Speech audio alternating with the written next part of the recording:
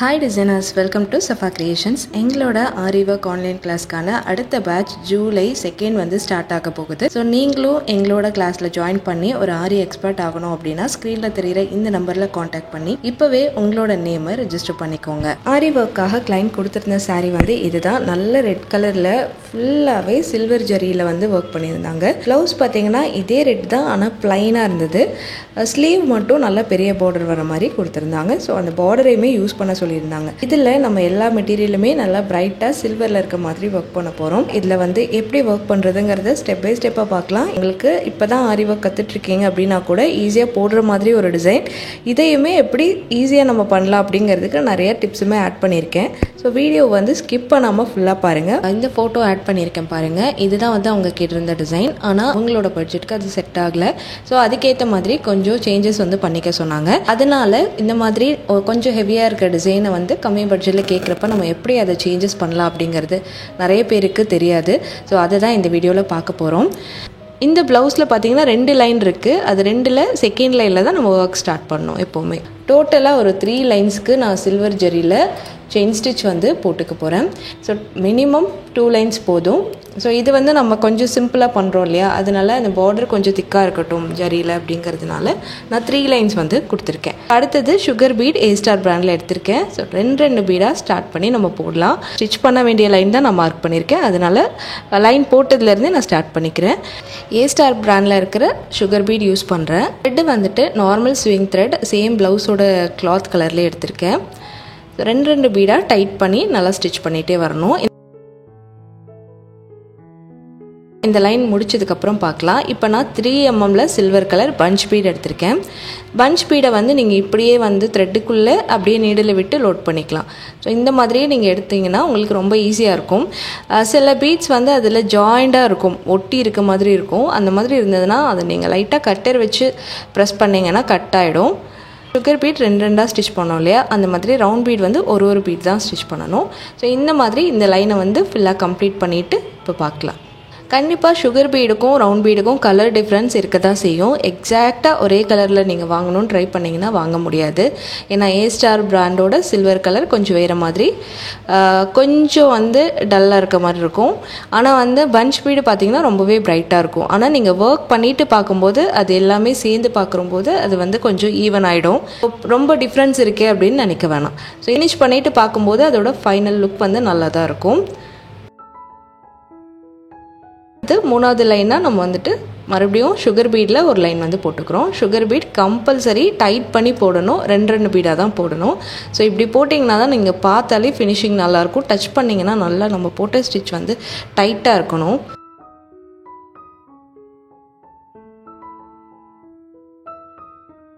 So 3 lines முடிச்சாச்சு. அதுக்கு அடுத்தது பார்த்தீங்கன்னா இந்த மாதிரி ஒரு ஸ்கேல் எடுத்துகிட்டு நீங்கள் முடிச்சிருக்கீங்க இல்லையா, அந்த கடைசி லைனை ஒட்டி ஸ்கேல் வச்சுட்டு 1 சென்டிமீட்டரில் மார்க் பண்ணுங்கள். அந்த மாதிரி கொஞ்சம் கேப் விட்டு 1 சென்டிமீட்டர் மார்க் பண்ணிவிட்டு அதெல்லாம் ஜாயின் பண்ணி ஒரு லைன் வந்து ட்ரா பண்ணிக்கலாம்.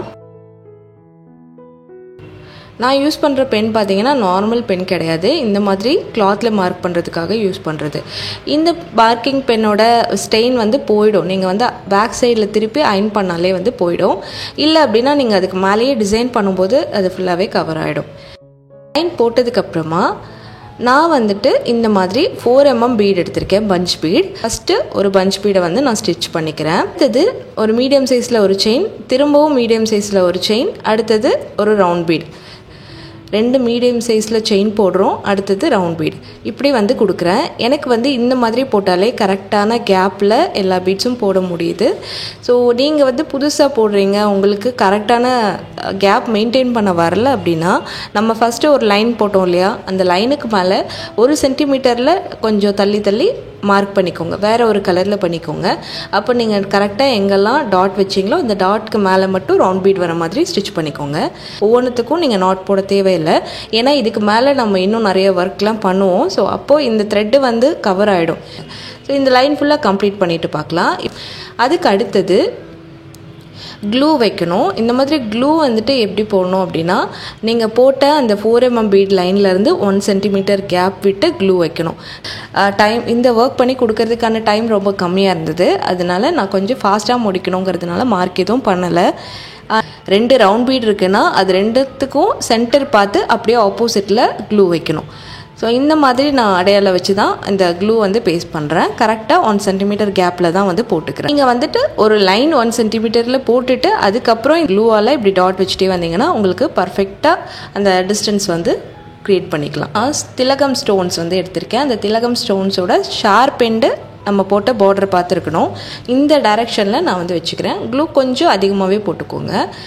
க்ளூ போடும்போது ரொம்ப பதட்டமாக அது வந்து ட்ரை ஆகிடுமோன்ட்டு நீங்கள் அவசரமாக வந்து ஸ்டோன்ஸ் எடுத்து வைக்கணும் அப்படின்னு அவசியமே கிடையாது. நீங்கள் நார்மல் ஸ்பீடில் க்ளூ வச்சுட்டு பொறுமையாக நீங்கள் ஸ்டோன் எடுத்து ஒட்டலாம். உடனேலாம் அது வந்து ட்ரை ஆகிடாது.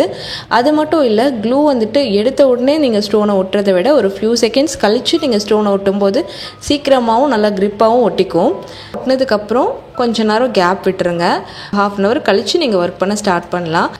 ஸோ எல்லாம் ட்ரை ஆகிடுச்சு. இப்போது நம்ம போட்டிருக்க இந்த 4mm ஸ்டோனை சுற்றி சுகர் பீடில் 2 பீடாக ஸ்டிச் பண்ணிட்டு வரணும். ஸோ இந்த மாதிரி ரவுண்டாக போடாமல் சி மாதிரி கொண்டு வந்துட்டு அதை அப்படியே திலகம் ஸ்டோனை பார்த்த மாதிரி எடுத்துகிட்டு போகணும். 2 பீடாக வந்து ஸ்டிச் பண்ணிகிட்டே வாங்க. திலகம் சுற்றி நம்ம வந்து டர்ன் பண்ணி இந்த பீட்ஸ் போட்டுகிட்டே வரணும். சம்டைம்ஸ் நீங்கள் ஸ்பீடாக போடும்போதும் சரி, ரொம்பவே அதிகமாக ஒர்க் பண்ணி டயர்டில் ஒர்க் பண்ணும்போதும் சரி, நிறையா வந்து பீட்ஸ் உருகிறது, ஸ்லிப் ஆகிறது இதெல்லாம் இருக்க தான் செய்யும். வீடியோஸ்லலாம் நீங்கள் பார்க்கும்போது இவ்வளோ பர்ஃபெக்ஷனாக வருது, நமக்கு அப்படி வரல அப்படின்னு யோசிக்க வேணாம். இது எல்லாமே எடிட் பண்ணி தான் வந்து உங்களுக்கு வந்து காமிக்கிறாங்க. கண்டிப்பாக வந்து நம்ம வந்து ஹியூமன்ஸ் தான். ஸோ நம்மளோட மோட் நம்ம அதிகம் ஒர்க் பண்ணி டயர்டாக இருக்கும். அந்த மாதிரிலாம் இருக்கும்போது சின்ன ஸ்லிப் ஆகிறதுலாம் இருக்க தான் செய்யும். யாருக்குமே பர்ஃபெக்டாக 100%லாம் வந்து போட முடியாது. 2 பீடாக வந்து ஸ்டிச் பண்ணிகிட்டே வந்து வரோம். அந்த திலகம் ஸ்டோனை சுற்றி நம்ம போட்டுட்டு திரும்பவும் அடுத்த ரவுண்ட் பீடை சுற்றி வளைச்சி கொண்டு வரணும். அதாவது ஒவ்வொரு ரவுண்ட் பீட்லேயும் பாதி பக்கம் மட்டும் யூ ஷேப்பில் ஃபில் ஆகிருக்கணும், இன்னொரு பாதி ஓப்பனாக இருக்கணும். இந்த மாதிரி ஃபில் பண்ணிக்கோங்க. இப்போ திலகம் வந்து கம்ப்ளீட் பண்ணிட்டோமா. இந்த இடத்துல நம்ம பீடில் இருக்கிறனால ஈஸியாக த்ரெட்டை வந்து வெளியே எடுத்து க்ராஸ் பண்ணிக்கலாம். இப்போ ரவுண்ட் பீட் போட்டுட்டு கொஞ்சம் ஷார்ப்பாக வர மாதிரி வளைச்சிட்டு அடுத்த ஸ்டோனை சுற்றி நம்ம எடுத்துகிட்டு போகணும்.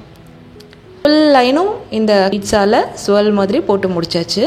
இதுக்கு அடுத்தது பார்த்திங்கன்னா அந்த ரவுண்ட் பீடில் ஒரு சைடு மட்டும் கவர் ஆகிருந்துச்சு இல்லையா, அதோட இன்னொரு சைடை கவர் பண்ணுற மாதிரி சின்னதாக அந்த ஸ்கேலப் மாதிரி லைவாக வந்து போட போகிறோம். ஸோ ஒரு 4 பீடு தான் வரும் ஒரு ரவுண்ட் பீட் ஃபில் பண்ணுறதுக்கு. ஒன் சைடுக்கு 4 பீடு ஃபில் பண்ணிவிட்டு நடுவில் ஒரு ஸ்டிச் கொடுத்து அடுத்த ரவுண்ட் பீட் கிட்ட த்ரெட் எடுத்துக்கணும். ஸோ 4 கொடுத்துட்டோமா. இப்போ நடுவில் சின்னதாக கேப் இருக்கும், அது வழியாக நார்மலாக ஒரு செயின் மட்டும் த்ரெட்டால் எடுத்துகிட்டு அடுத்த ரவுண்ட் பீட் கிட்ட நம்ம ஸ்டிச்சஸ் போட ஆரம்பிச்சிடணும். ஸோ இப்படியே வந்து ஃபுல் லைனையும் கம்ப்ளீட் பண்ணி முடிச்சுட்டு உங்களுக்கு எப்படி இருக்குங்கிறத காமிக்கிறேன். ஸோ சின்னதாக ஒரு ஐ ஷேப் மாதிரி இருக்கும். இந்த மாதிரி டிசைனில் நம்ம ஸ்டிச் பண்ணிக்கலாம்.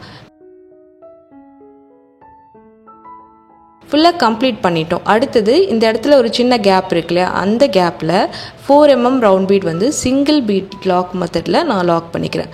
இந்த மாதிரி த்ரெட்டை எடுத்து ஒரு பேக் ஸ்டிச், ஒரு ரவுண்ட் பீடு அதுக்குள்ளே போட்டுட்டு ஒரு செயின் கொடுங்க. அந்த த்ரெட்டை வந்து இப்படி நீடிலால் இப்படி மடக்கி அந்த ரவுண்ட் பீட் மேலே வச்சு அடியில் த்ரெட்டை இழுத்திங்கன்னா உங்களுக்கு பீட் லாக் வந்து கிடச்சிரும். ஸோ இந்த மெத்தடில் லாக் பண்ணலாம். எண்டிங் நாட் மெத்தட்லேயுமே நீங்கள் வந்து லாக் பண்ணிக்கலாம். ஸோ எப்போவுமே பீட் லாக் போடுறீங்கன்னா ஸ்டார்டிங்கில் பேக் ஸ்டிச் கொடுத்து ஆரம்பிங்க. பீட் லாக் ஃபுல்லாக கம்ப்ளீட் பண்ணிவிட்டு கடைசி பீட் போடும்போது நார்மல் எண்டிங் நாட் போட்டுட்டு கட் பண்ணிக்கோங்க. அப்போ தான் உங்களுக்கு உருகி வராமல் பிரியாமல் இருக்கும். ஸோ அவ்வளோதான், இந்த நெக் டிசைன் வந்து முடிச்சிட்டோம். ஸோ ஃபைனல் அவுட்லுக் வந்து இந்த மாதிரி தான் இருக்குது. ஸோ இதுக்கும் நம்ம வந்து பிக்சரில் பார்த்ததுக்கும் என்ன டிஃப்ரென்ஸ் அப்படின்னு நான் இப்போ உங்களுக்கு எக்ஸ்பிளைன் பண்ணுறேன். பிக்சரில் வந்து இன்னும் ஒரு 2 லைன்ஸ் பார்டரில் எக்ஸ்டெண்ட் பண்ணியிருந்தாங்க, sugar beat round beat line. அந்த லைன் வந்து நான் கட் பண்ணியிருக்கேன். இடையில வர்றதோ ஒரு மெயினான பார்ட்டெல்லாம் நம்ம வந்து கட் பண்ண முடியாது. அதனால இந்த மாதிரி நிறையா லைனில் சுகர் பீட் வருது, நிறைய ரிப்பீட்டடாக ரவுண்ட் பீட் வருதுன்னா அதில் ஏதாவது ஒரு 2 லைன்ஸ் ஆர் 3 லைன்ஸ் வந்து நீங்கள் வந்து ஸ்கிப் பண்ணிக்கலாம். அந்த டிஸ்டன்ஸ் வந்து கொஞ்சம் மேனேஜ் பண்ணணும். பார்டரும் கொஞ்சம் பெருசாக தெரியணும், ஆனால் நமக்கு ஒர்க்கும் கம்மியாக இருக்கணும். டிஸ்டன்ஸ் 1 சென்டிமீட்டர் பக்கம் டிஸ்டன்ஸ் விட்டு அதுக்கப்புறமா நம்ம ரவுண்ட் பீட் லைன் போட்டோம். ஆனால் பர்ஃபெக்டாக ஃப்ரெண்ட்ஸ் பிக்சரில் பார்த்தீங்கன்னா ரொம்ப கம்மி கேப் தான் இருக்கும். அந்த இடத்துல ஒரு 1/2 சென்டிமீட்டர் தான் டிஸ்டன்ஸ் விட்டுருப்பாங்க. உங்களுக்கு அந்த பிக்சரில் இருக்க மாதிரியே வேணும் அப்படின்னா 1/2 சென்டிமீட்டர் கேப்பில் அந்த ரவுண்ட் பீட் லைன் வந்து போட்டுக்கோங்க. ஸ்டோன்ஸ் ஒட்டுற டிஸ்டன்ஸ் கூட இன்னும் கொஞ்சம் கிட்ட வந்து ஒட்டணும் அப்படின்னா நெருக்கமாக இருக்கும். நான் கொஞ்சம் அதை விட ஒரு நூல் வந்து கொஞ்சம் அதிகமாக கேப் விட்டுருக்கேன். ஸோ இந்த 3 தான் வந்து நான் இந்த ப்ளவுஸ்க்கும் ரெஃபரன்ஸ் பிக்சருக்கும் நான் பண்ணதுக்கும் உள்ள டிஃப்ரென்ஸ். ஸோ இதோட ரேட் வந்து எவ்வளோ இருக்கும் அப்படின்னு கெஸ் பண்ணிங்க அப்படின்னா கமெண்ட் பண்ணுங்கள். ஸோ இந்த வீடியோ உங்களுக்கு பிடிச்சிருந்தா மறக்காமல் லைக் பண்ணிக்கோங்க. சப்ஸ்கிரைப் பண்ணிவிட்டு ஆளுங்கிற ஆப்ஷனையும் செலக்ட் பண்ணிக்கோங்க. எங்களோட இன்ஸ்டாகிராம் பேஜையும் மறக்காமல் ஃபாலோ பண்ணுங்கள். தேங்க்யூ ஃபார் வாட்சிங்.